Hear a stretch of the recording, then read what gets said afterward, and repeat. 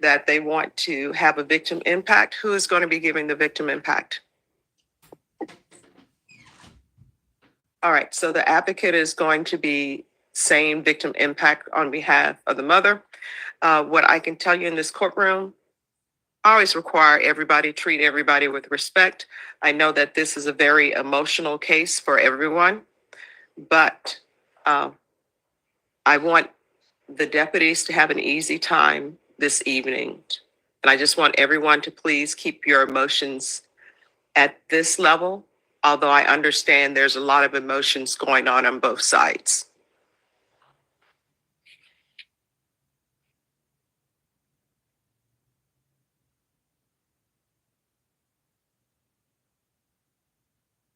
And is Hunter on his way?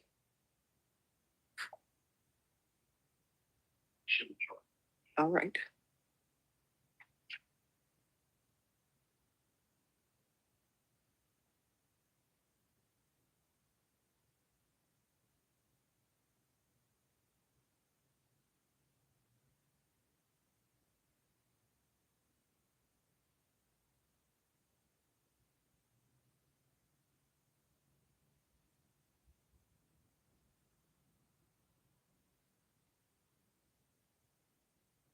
And what is the cause number of the case out of the other county?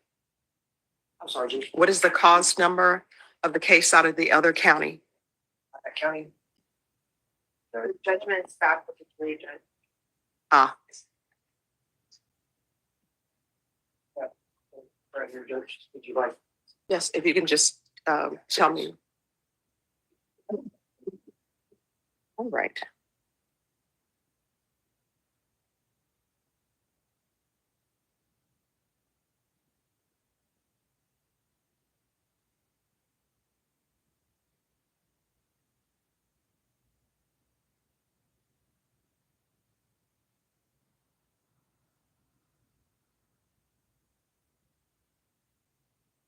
I'll just stand right there for one moment.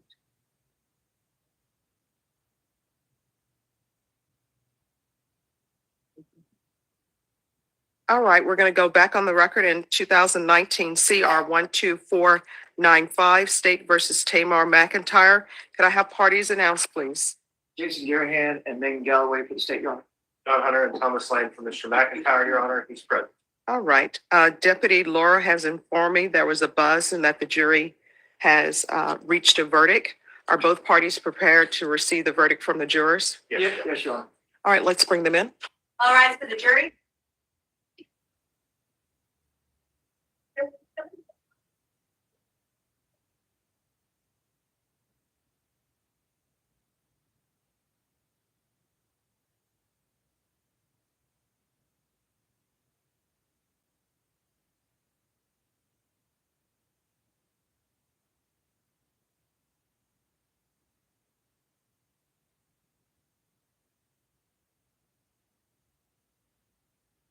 All right, everyone, please be seated. All right, ladies and gentlemen, it's the court's understanding that you've reached a verdict. Is that correct? And is that verdict unanimous? All right, Deputy Laura.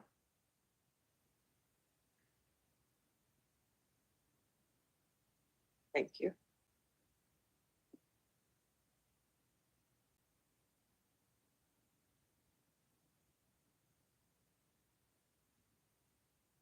All right.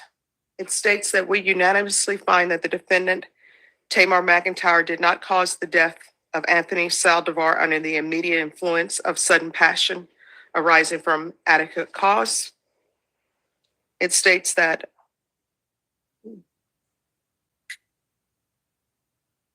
punishment to be assessed at 80 years in the prison, and there's no fine. Does anyone wish to have the jury polled? Not from the state, Your Honor. Yes, Your Honor. All right, ladies and gentlemen, I'm first going to start with your unanimous decision stating that there was no finding of sudden passion. If that is your verdict, I'll need you to respond yes. Does everyone understand? We'll start on the end. Is this your verdict? I'm sorry? Is this your verdict? Yes. Is this your verdict? Is this your verdict? Is this your verdict? Is this your verdict? I'm on the back row. I'm sorry. Is this your verdict on the back row? Is this your verdict? Is this your verdict? Is this your verdict? Is this your verdict? Yes. Is this your verdict? Is this your verdict? With regards to the sentence of 80 years in the prison and no fine, if this is your verdict, I need you to answer yes. Does everyone understand? Is this your verdict? Is this your verdict? Yes. Is this your verdict? Yes. Is this your verdict? Yes. Is this your verdict? Back row, is this your verdict? Is this your verdict? Is this your verdict? Is this your verdict? Is this your verdict? Yes. Is this your verdict? Is this your verdict? All right, ladies and gentlemen, I'm going to have you go back to the jury room and I'll meet you back there shortly. Everyone, please rise for the jurors.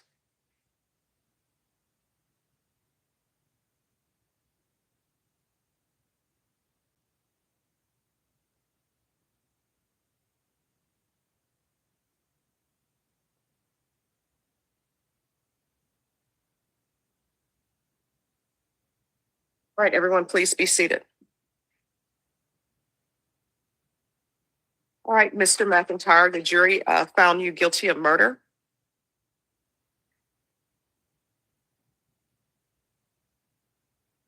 Your punishment is to be assessed at 80 years in the prison. The court will give you credit for any time served. There's a $0 fine. And with regards to the other offense, State, are you requesting that to be stacked? Yes, we are, Your Honor. All right. Your Honor, And I'm assuming you're against that. Is that correct? we would just like to briefly, for the record, maintain that our argument would be that to run consecutively an 80-year sentence on top of 50. Just one moment, counsel. Just give me one moment. Mr. McIntyre, I want you to know that I listened to all of the evidence in punishment and thought about whether or not your sentence should be stacked. I don't know where your mom is, don't know where your father is. I know that you had a rough childhood. And I do know that these offenses occurred when you were very young. And I understand the state of the law, what people consider an adult. I listened to the testimony of the expert that was brought by defense counsel. You've already been sentenced to murder in the other county, and then you have a murder here. And the sentence for 55 years, that's a stiff sentence. This 80-year sentence is a stiff sentence. And these are cases where you have to serve half your time, and that's day for day time. And I recognize that. Hopefully you will grow, but based upon his age, based upon the number of years that he has received out of Tarrant County and the number of years that he's received here, based upon his history and the lack of any type of good parenting. From what I can tell, his mother wasn't a good parent to him. His father wasn't a good parent to him.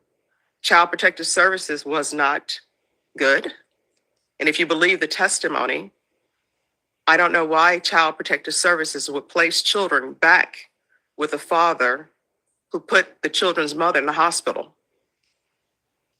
Is there something else that needs to be done with our society? Yes. Is more money need for Child Protective Services and their workers? Yes. And I do realize that while this is a lot of time, and I tell people all the time, any time that you do in custody is a lot of time. But by that same token, you're still alive. And what the state has said is true. You're still alive. You can still better yourself. If you end up in prison for the rest of your life, you're still alive. You still can improve yourself. Your family can still visit you. But the complainant in this case is deceased. And you need to internalize that the complainant in this case is deceased and that his family is never going to see him again. So you're going to have to make changes. And you're going to have to remove people from your life who are not a benefit in the means of making you a better person. And I do understand that sometimes people will go to prison, they join gangs because you need protection, because you're there by yourself, you're young, but you're going to have to make better choices. Do you understand? Yes, ma'am. So I'm going to sentence him to 80 years in the prison, give him credit for any time served. There is a $0 fine. This will run concurrent with 1511547D. And is there any, I don't know if there's any restitution.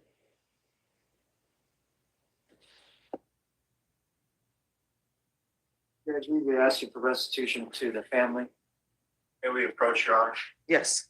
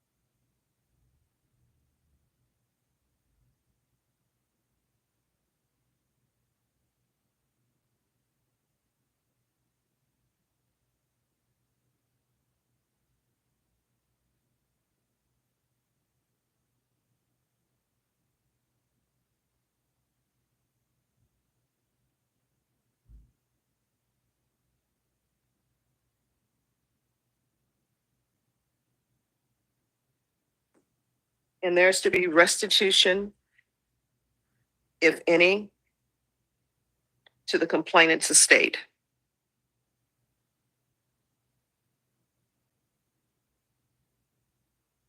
Is there anything else with regards to sentencing? Not for the state. All right, did you review the document entitled Trial Court Certification of Defendant's Rights to Appeal with your attorney? Did you understand it and sign it? Yes, ma'am. All right, you do have a right to appeal as this was a jury trial. Because this is a felony conviction, you're not allowed to own or possess any weapons or ammunition. If you have a question over what a weapon or ammunition is, you need to speak to an attorney. Do you understand? Yes, ma'am. All right, and also there's an affirmative finding of deadly weapon. Judge, and we just ask for continued no contact order with the Well, I guess I should say there should be no contact with the family outside of legal yes for the yes. civil matters, okay? Yes, Your Honor. So there's to be no contact with the complainant's family outside of legal proceedings.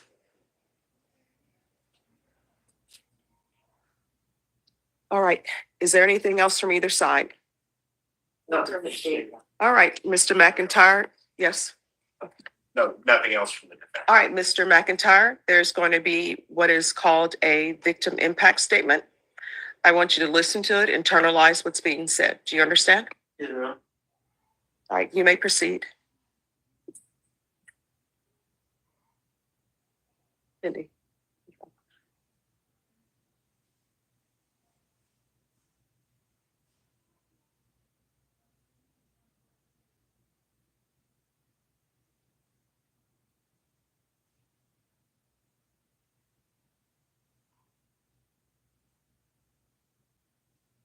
On April 23rd, 2017, we spent our final day together as a family, engaged in yard work. We had just moved to a new neighborhood and into our first house a month prior. Marky had been eagerly anticipating the same, looking forward to the day the grass would grow tall enough to mow it, because it was his. While we rested, he continued to work. He was diligent and a hard-working man. He helped others when he could and was always willing to lend a hand to anyone in need. After we finished, I could see the pride in his eyes for what he had done that day. He looked happy, and was excited for our new life and our new home. When he left that day, I didn't know he was giving me his last goodbyes. A hug and a kiss that will stay in my heart. I didn't know when I started to text him that I would be receiving one last response, but those would be our last words to each other. He never came back that day. My son was full of love, full of hope and ambitions. He had trust in the good nature of people. He was an entrepreneur. He had a love for the arts, music, photography, videography, people, and business. He had many passions. He was a lyricist, a photographer, and a businessman. He wrote poems, and he would synthesize and compose his own music and record his own lyrics. He was an angel to a few, but a friend to all. He was excited to build connections and help people reach their potential. He had a hand in nurturing and fostering his friends' passion for music, inspiring them to pursue careers in the music industry. This isn't a fair world, but there are rules. He put his trust in you. And when he got into that car that day, and his trust was betrayed, but he lived with hope and love in his heart, and I will carry that with me for as long as I live. My son desired to live in a city that loved him. My son desired a brighter future for himself, his family, and others. He hoped for something better than this. My youngest son, Mark Anthony Saldivar's life ended on April 23rd, 2017, at the age of 23. His dreams, ambitions, aspirations, and goals taken from him by you. He brought smiles to everyone he knew. He left his mark on all of us. I'm thankful justice prevailed so we can start the healing process, to find peace and move on from this painful chapter. Thank you. Thank you.